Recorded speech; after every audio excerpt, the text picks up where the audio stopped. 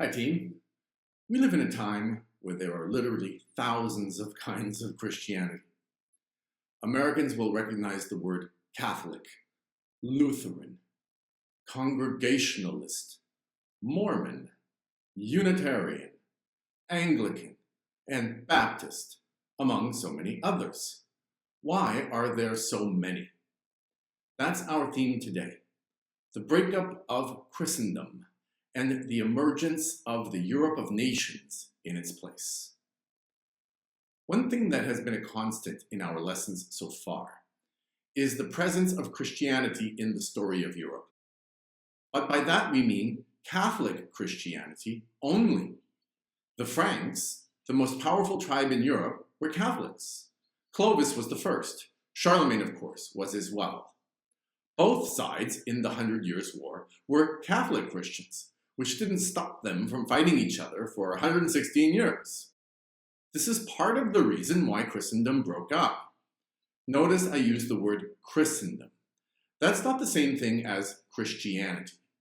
Christendom means the collection of all the different Christian people in whatever places and countries they live. Since all of them were in Europe at first, we can also say that it was European Christendom, at least until America was discovered and a path to Asia was found leading to the spread of Christianity as far away as Mexico and Japan. This hadn't happened yet, however, when a certain German monk named Martin Luther stepped forward to pick a fight with the Pope, the leader of Catholic Christianity. He did so by posting his now famous 95 Theses to the church door in Wittenberg, Germany. What he was saying is that he had discovered 95 ways in which the Pope was misrepresenting or corrupting the message of Christianity as presented in the Bible.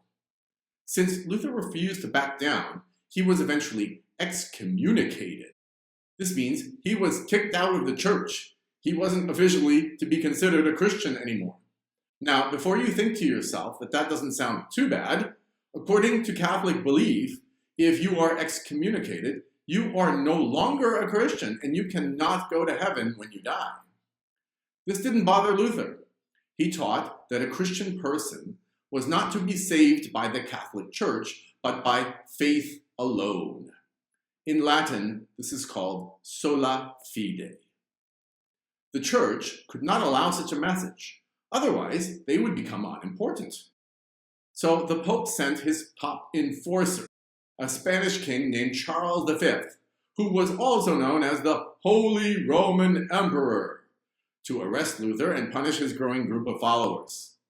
Thus began the religious wars of the Reformation.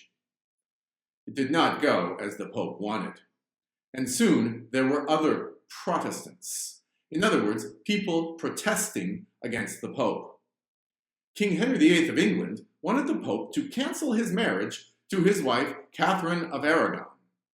But Aragon is in Spain, and the Pope did not want to anger the King of Spain, aka the Holy Roman Emperor, so he refused. When he did, however, Henry VIII said that he would now be the leader of a separate Church of England. This started the version of Christianity known as Anglicanism. Soon, another person, John Calvin, started yet another form of Christianity called Calvinism in Switzerland. He taught that human beings cannot earn their way into heaven by being good. Instead, he said, they are predestined. This means they are either saved by God or not, and there's nothing they can do about it. Lutheranism, Anglicanism, and Calvinism became the three main versions of Christianity other than Catholicism, or Catholic Christianity. But they had to fight to survive. England survived the attack of the Spanish Armada in order to remain independent. Netherlands, which became mostly Calvinist, survived the 80 Years' War against Spain as well. The Lutherans of Germany, joined by the Lutherans of Denmark and Sweden, fought off the German and Spanish Catholics in the 30 Years' War. When you roll it all up into one chapter, what you get is the Reformation and religious wars. This is why Christendom died. It was replaced by nations. like England, which was separate from France because of the Hundred Years' War, and which was Anglican, while France was Catholic. Nations, such as Spain, Portugal, and Italy, remained Catholic, while nations, like Netherlands, Sweden, and Denmark, became either Calvinist or Lutheran. And there were other smaller versions of Christianity by that point too. This is why the Pilgrims came to America. They wanted to escape the religious wars in Europe, as did so many others that came to America. That, of course, is a topic for its own series. We'll get there. As for now that each of the countries of Europe was on its own path and no longer felt connected by the same version of Christianity, each became indeed a nation. Let's look more closely at that word. Most people use the words country and nation interchangeably, but they do not have the same meaning. A nation is not just a country. It is a country whose people feel like they belong to a separate group with common values, and which feels negatively towards outside groups in other nations. Is that what America is becoming? Is America actually a nation, or is it something else?